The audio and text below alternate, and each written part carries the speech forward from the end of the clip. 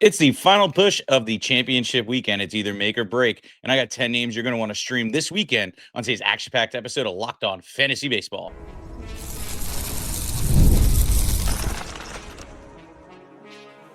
You are Locked On Fantasy Baseball, your daily fantasy baseball podcast. Part of the Locked On Podcast Network, your team every day. Hello, fantasy baseball fanatics, and welcome to the Locked On Fantasy Baseball podcast, brought to you by the Locked On Podcast Network, your team every day. As always, we're your number one source for fantasy baseball knowledge, and thank you for making us your first listen each and every day. I'm your host, Matthew Wane. If you're watching YouTube, make sure to hit that bell below to subscribe to the channel and give you a notification every time we drop a new episode. Plus, if you're listening on Apple, Spotify, or wherever you're getting that audio source, make sure to hit that subscribe button as well. Leave us a 5-star rating and review. It really helps out the show. And if you want a little bit more than what we offer in this 30-minute podcast, make sure to check us out on the Insider Track. You'll get more details about that later in the show. This episode is brought to you by 5-Hour Energy.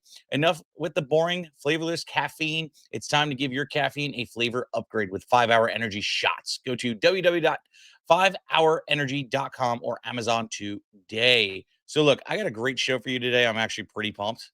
Not gonna lie. Look, this is my favorite kind of thing to do, especially like in the make or break rounds, the single elimination rounds. Hey, it's either we win this thing or we go the hell home. And I'm not trying to go home. I'm trying to come out on top and holding up that trophy at the top of the podium. So I'm here to guide you. I got 10 pitchers that you're going to want to stream and for all scenarios, right? Whether you're in a good spot and you just want to help keep building that, but also tackling the other categories or just bring up points.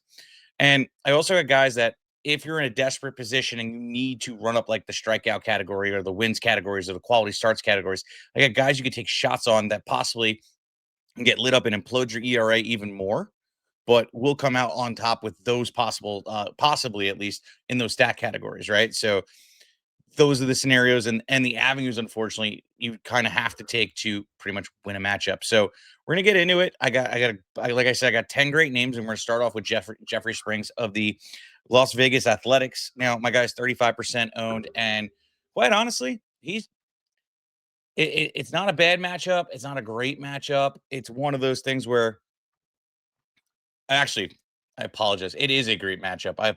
So a little backstory for everybody. I recorded this yesterday, and then apparently my mic wasn't working after I got 30 minutes deep in. So, excuse me. But let's get back into that. So they're playing Pittsburgh. That is a good matchup. Bottom line. Let's just not even try and joke around about that. Look, Pittsburgh right now is the worst hitting baseball team over the last 2 weeks. Pitt literally is striking out 26% of the time. They have a batting average of a lovely 190 over the last 2 weeks, which is absolutely atrocious.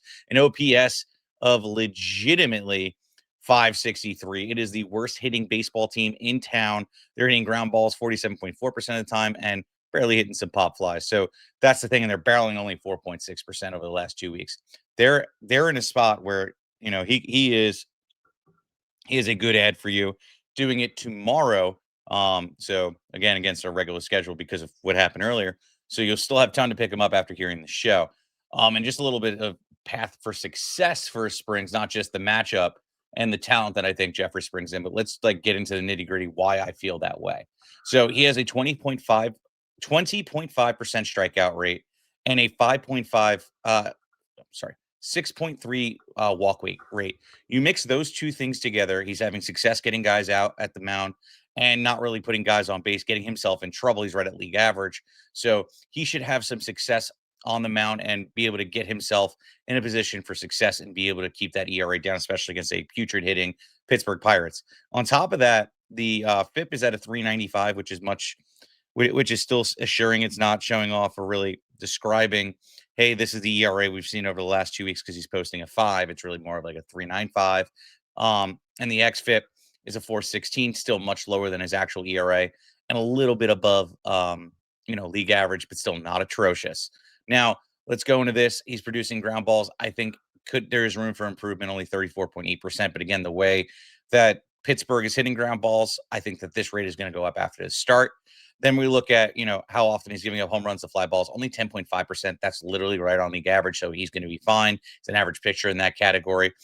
barreling is at 12.8, which is high, but again, they're not barreling at all. So I think he's going to make out like a bandit there. And he's getting himself out of trouble with left on base percentage. It's at 72%, right on average with the league. And that's good. And if you don't know what left on base percentages is, how often is players left on the base that he's getting out of the mess. So that's a good thing, right? Normally you complain about that for a hitter, but for a pitcher, that's a positive stat if he's leaving guys on base, because that means he was able to get himself out of trouble. So you mix these things into a culmination of what the possible outcome would be. Bad hitting team right now. Good K results, good walk results, and all the underlying stats in terms of ERA indicators and things like that are all pointing in an upwards direction. So I think that Jeffrey Springs is going to have a fine outing, and Jeffrey Springs also has the high strikeout upside. So you can also turn around and he can light these guys up for sure and get good strikeout numbers, get you the quality start, keep the ERA down. So I think he's um, a trusted start overall. So Jeffrey Springs is a must add again, 35% on playing for those Las Vegas Athletics. But let's move on. Let's talk about Parker Messick. Parker Messick over here, uh, playing them. Playing for the Cleveland Guardians, playing the Minnesota Twins. Now, him versus the Twins, I'm not mad at. I think it's actually going to be a good matchup for him, even though Minnesota themselves is having themselves a month. Minnesota right now is the number 11th hitting team in all of baseball. They have an average of 265, an OPS of 776, which is still really good OPS, but not like elite. So it's right around like a little bit above average, but still okay. I'm not really scared of the team. I don't really believe in the talent. They're not really crushing the ball. They're only barreling about 8% of the time, creating hard contact 42% of the time as a team. And their expected batting average is really 263, which is right on par. But again, I don't foresee it really, going bonkers. Then you look at just like, okay, when we look at Parker Messick, who I am a fan of, I think that the kid has a lot of talent. There's a lot of things that point to this is going to be a successful start for him, right?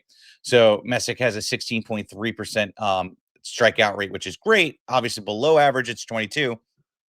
Still enough to mix in with only a 2% walk rate. So the whip is staying super low. He's getting guys out on the field. And this is great because that's followed up with ground balls, a very high ground ball rate, creating ground balls 60% of the time over the last 2 weeks, not really giving up home runs and fly balls because that's only 8.3%. And guys are only barreling against him 7.5%. All this culminates to, hey, he's going to have a really good outing. The FIP is sitting at 315. The XFIP is sitting at 307. The Sierra's at 3. All positive, above average stats that I think is showing that what we're seeing on the mound is actually, real success, not just luck, and that his performance is real. So, what does that tell me when I'm going up against the 11th best hitter? I could trust the guy, especially with the talent on that roster, and him only being 41% owned is a real kicker right there. I think that, hey, we look at Messick and we say, hey, this is a guy we probably could trust in a decent matchup. Why not roll him out there? But yeah, let's move on. Let's talk about Mr. Slade Cecconi, I believe is how we say his name. But Mr. Slade here is 27% owned, also going up against the Minnesota Twins. And he is another one. All the reasons of everything I talk about with Minnesota with Parker Messick, but here's what Slade's doing currently now. In on the over the last 2 weeks. Again, another low strikeout rate of 14.6%, but it's okay. The walks are a little bit higher at 8.3. So those two together show where he could get lit up, right? This is a little bit more on the riskier side of your matchups. So if you have some wiggle room and you need to run up that K rate, then you start Sicilioni. If you don't and your ERA is at a really good spot and it's kind of a tight race and you can't afford to blow up, you're not going to start him. Let's just start off there. You can skip ahead because there is some ugly stats that are going to come up that could show he could also have a bad start against a hot team. But in the side where, okay, my ERA, I don't care about whether I'm in a good spot and it's literally untouchable, or I'm in a bad spot and I just need any kind of volume to win the other categories. Perfect start for us. So he can produce strikeout games because he's done it. 22 strikeouts over 31 innings pitched. Yes, under a K per inning, but still not bad. Last two starts have been pretty good. And, again, it is Minnesota. You look at this too. The Sierra, the FIP is sitting at 395, where he's posted a much higher ERA over the last 2 weeks. He's producing ground balls 51.4% of the time. So As long as the ground balls are coming to fruition, I could be okay with it because he's getting outs. That means he's going to bring down the ERA and maybe not have that blow up game, but still, he's only giving up home runs and fly ball percentage about 6.7%. So that's good too. Suppressing, dangerous contact, barreling only 5.4% of the time, which normally average pitchers are at 9.3. So he's well above average and succeeding there. The bat bit's at 8.3. And he's getting himself out of trouble with the left on base percentage at 90.9. Now, that's a little bit of luck. He's getting himself out of trouble way too often, but also getting himself in trouble. So Slade Cecconi, like I said, is a guy that you're going to want to decide whether you could afford his matchup going haywire, and then you make that decision from there. Coming up next, I got more guys. I got Joey Cantillo and Emmet Sheehan and more coming up that I think you're going to want to stream this weekend.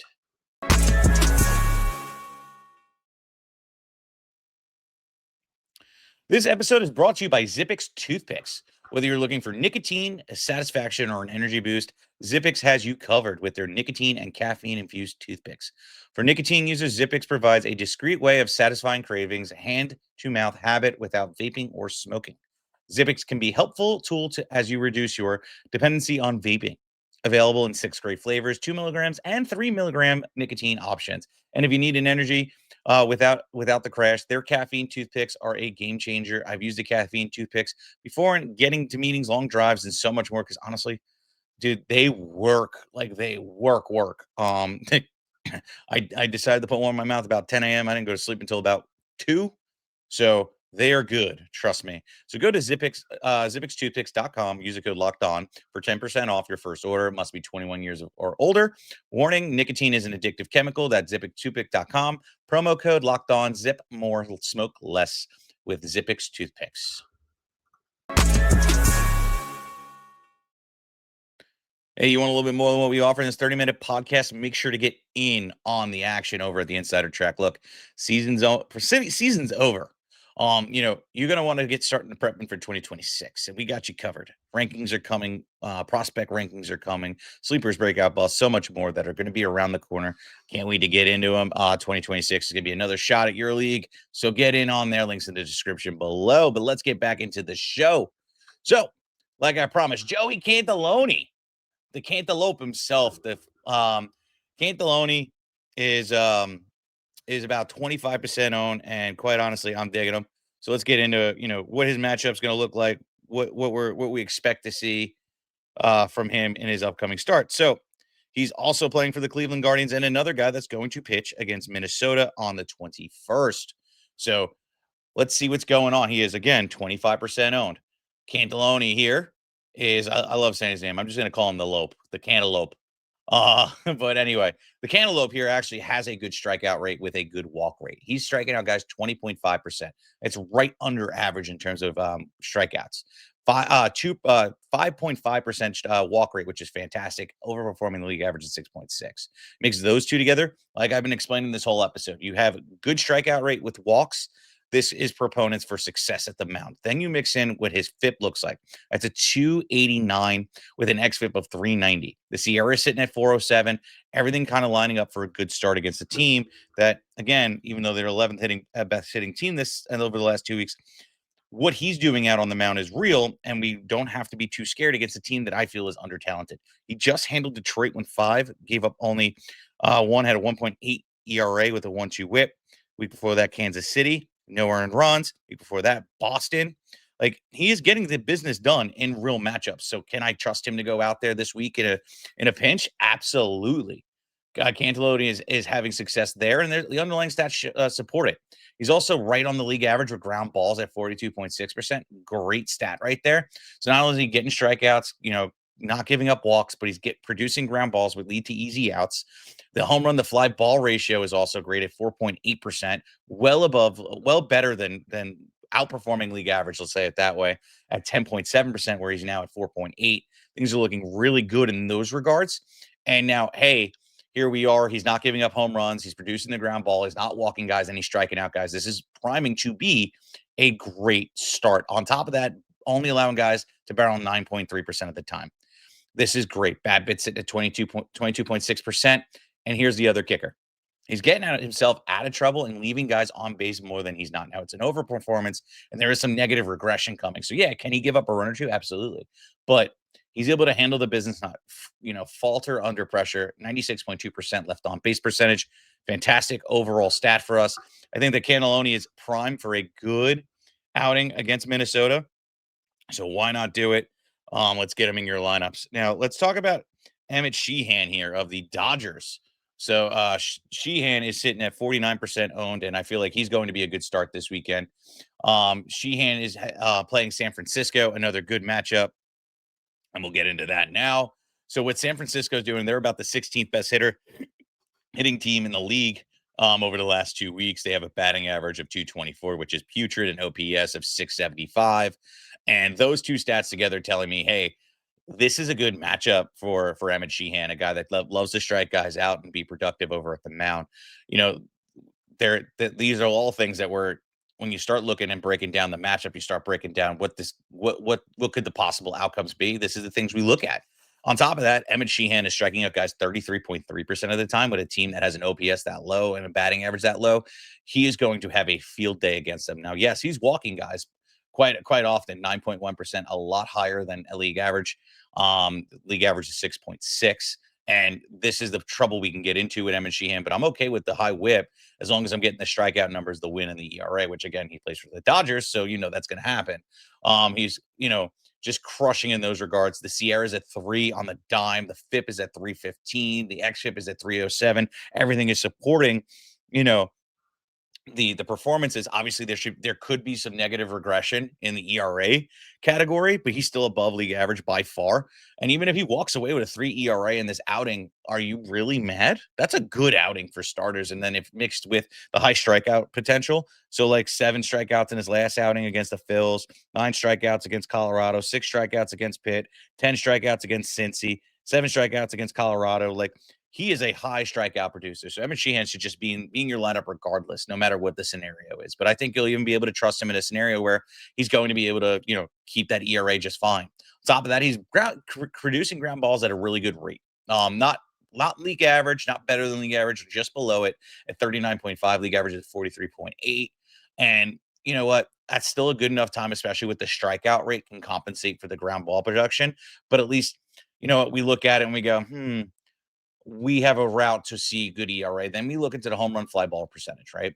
12.5%. It's definitely bad in terms of league average at 10.7, but not atrocious either. As long as he can keep that within that range, I think we're going to have success, especially just with everything else culminating with it. The guy's only barreling against him anyway, 3% of the time. So are you really mad? A lot would have to go right to give up more home runs. I think that we're in a good spot with him straight up. Like, I think we're just going to be A-okay. He's right on the margin with left on base percentage. But the thing is, I don't think the guy's leaving too many guys on the base because he's getting everybody out before they blink. So Emmett Sheehan is a guy I'm 100% adding, 49% owned, going up against them San Francisco Giants on the 21st. Add him immediately. But all right, coming up next, I got Simeon Woods Richardson and Clay Holmes. What to do? Are we adding them? Are we trusting them coming up in this next matchup? That and more coming up next.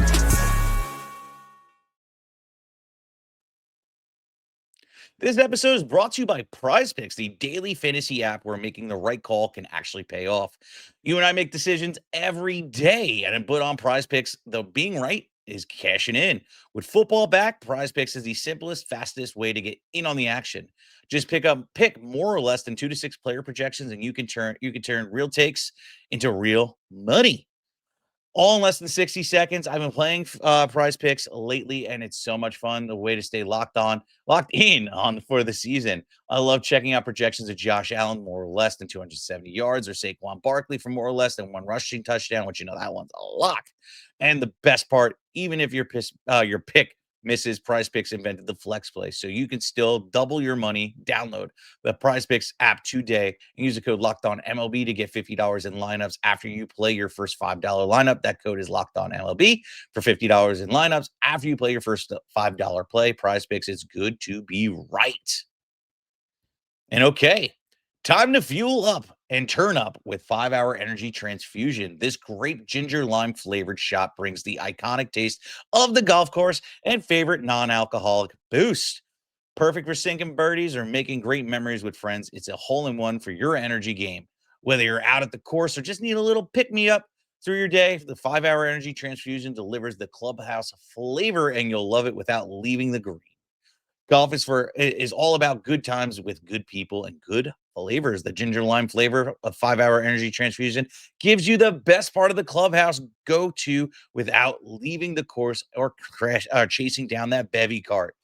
Now you can amp up the fun with even more and buy a snap and enter a chance to win the dream golf trip for two to any golf tournament in the US. Tee up that trip. Visit 5hourenergy.com for the rules and entries. No purchase necessary. Exclusions. The Masters tournament ends October 35th, 2025. And okay, let's get back into it. So, as I promised, we're going to talk about Mr. Simon Wood Richardson. Sorry, I didn't mean to sound like I was, announcing boxing, but hey, I'm feeling fun. So, Simon Wood Richardson, honestly, we all know what he could do. He's a big strikeout guy. His last outing against the Yankees, or the Spankies, we might want to call him, 6 innings, a win, 11 strikeouts, no earned runs, and a .83 whip. When he's on his game, the dude is awesome, like especially for fantasy. He is a good pitcher, but very fluctuating and very untrusty kind of type deal, right? Now, yes, 6% owned going up against the Cleveland Guardians, who could light him up, but we'll talk about their matchup and that in about a second. But I like Simon Richardson in this matchup, but with some hesitancy. Yes, he just handled the Yankees, but the consistency aspect of Simon Wood Richardson is the part that where I am a little bit more on the hesitant side of rolling him out there. So either I have to be really in the lead in the ERA category and whip, or I just need strikeouts. That's where I'm rolling this out. If it's a tight race, I don't think I'm going to risk it unless I'm really falling behind in strikeouts. Then you got to risk it to get the biscuit. But ultimately, if you're playing it safe, you're in a good spot. I wouldn't touch him. But let's get into why I'm going to start Simon Richardson and why I'm recommending him. Right? Let's talk about the Cleveland Guardians first. Right? So Cleveland right now is the 24th best hitting team in the league right now, which means they're just, one of the lower halves of the league, definitely in the lower half. So they have an OPS of 722, which is actually the on base percentage is nice. I'm not mad at that. They're doing well in that category, and the batting average is about 247. That's all fine and dandy. They're doing good. But they're not doing good enough for me to be scared of this matchup with the way they're hitting right now. There's just things. There's things here like how often they're barreling at 6.1%. Their hard contact's only 35.3%. They've only hit 13 home runs over the last 2 weeks, and that's across the whole team, not just one player. If that was one player, we'd be talking about them like Hall of Fame status. So these are things where you just got to look at it and go, okay, cool. Then you look at just look at the matchup now just for Richardson and what he does right? Well, they're getting on base, but they're not really closing the deal, and they're not really hitting for average. Well, Wood Richardson is striking out guys 39.5% of the time. Yes, again, high whip rate, 9.3%. So walking. That is not great, but mixed with the high strikeouts, we could compensate for it and hopefully not happen. The stuff is looking great. The Sierra is 257. The FIP and the XFIP are fantastic, supporting a good outing for the next couple of innings. For next start, at least I'm predicting it. 257 on the Sierra, FIP at 142, XFIP at 254. All looking great there. Would love to see him produce a little bit more ground balls, though. That's definitely in the toilet at 33.3%. He can do that. We're gonna have some fun, but he's suppressing the hard contact because the home run and fly ball rate is 0%. Guys are battling against him 14.3. But you look at what the Guardians have been doing, and they're only barreling about 6.1.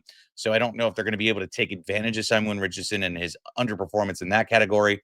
And he's at least at an average rate of left on base percentage. So if he gets on base, he's getting out of it about 75% of the time. Simon Richardson is just a guy that I think in a storm where you're really up against it, you need the K and the quality start and the wins, and your ERA is okay, or vice versa, your ERA is obliterated, then yeah, I'm going to start him. But if it's a close race, I'm not touching him with a 10-foot pole. It's too ambiguous and too volatile of a solution for Simon Wood Richardson to really just make your week go crazy and possibly make you lose the category. And we don't want to do that going in. So pick your poison. Think about it before you start him. But he is a good start if you're in the right situation. So again, 6% owned. He's applicable on all platforms at this point. Let's move on. So about Clay Holmes of the New York Mets. So Clay Holmes is going up against Washington. He's 57% owned, and Clay Holmes is a little bit on the riskier side too. He hasn't been great of late, honestly. In a lot of leagues, you start seeing him drop, and the fact of the matter is he was more widely owned earlier in the year than he is now. That's pretty unfortunate because I did like the kid coming in the year, but he's fallen off as of late. And with this matchup against Washington, this is where things kind of get a little bit risky, but you got to risk it to get the biscuit sometimes. They're the 12th best hitting team in the league right now. They have an OPS of 692 and a batting average of 245. That isn't in their favor, especially going up against Clay Holmes, who can do some damage if you let him. On top of that, you look at, how often they're hitting ground balls, about 41.9%. So they're right in the middle of the pack, which means that, I'm not scared of, the matchup all that much. And we'll get into what Clay Holmes has against them that he's doing well right now that can counteract what they're doing well. So let's get into that. And where Clay Holmes is doing it is, he's producing ground strikeouts at 22% of the time. Now he's walking guys like crazy, 11.9%. So again, high volatile whip possibly, but at least the strikeouts are there. Now the Sierra is pretty high. The FIP and XFIP are pretty bad. So it's supporting some negative regression. So hence why I say start with hesitancy. If you don't care about your ERA and WHIP, this is the guy to start.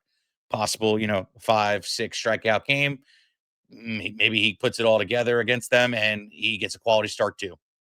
And it's great, but I'm not risking it to get the biscuit, but there is some upside.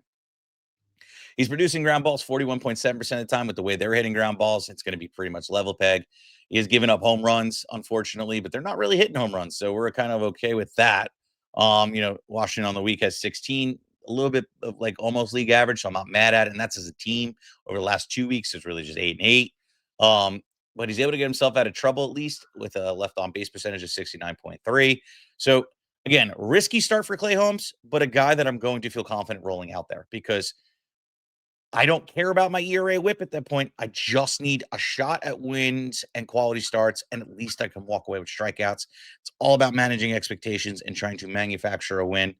Hey, that's how you win championships and win weeks. It's not just done on that. It's not like football, too. It's just one day. I got to make the right stream. No, I can stream daily. So let me do it. Okay. Let's move on. So, how about Taiwan Walker of them Philadelphia Phillies? So, Walker's a guy that, again, I don't really trust all that much. He's 11% owned and he's playing Arizona. And Arizona as a whole right now, where they're finding themselves is at the 14th best hitting team in the league right now. They have an OPS of 732 and a batting average of 256. They are getting on base and they are hitting at least a somewhat decent average, and they're walking about 9.5%. But they're striking out 20%. And they're hitting ground balls a lot more than they're hitting fly balls. So let's put it that way. And I think that's okay. They've only hit 11 home runs over the last 2 weeks, too, which, again, that's all positive signs for the start. Now that we're talking about, Taiwan Walker, what he's doing well, what he's not. Well, he's definitely not striking out guys at a good rate at all. Only 7.8, and he's walking guys right below league average of 5.9%. Who cares? We're pitching for contact. I'm cool with it as long as he's producing ground balls, but he's not really either. It's 38.6%. So this is a very, very risky start. But again, only reason I'm rolling him out there is if I'm in a really bad spot and the only thing I can catch up in is strikeouts, then I'm going to do it. But the benefit is he's also not pitching at home, right? We're pitching at Philly in Citizen Bank Park.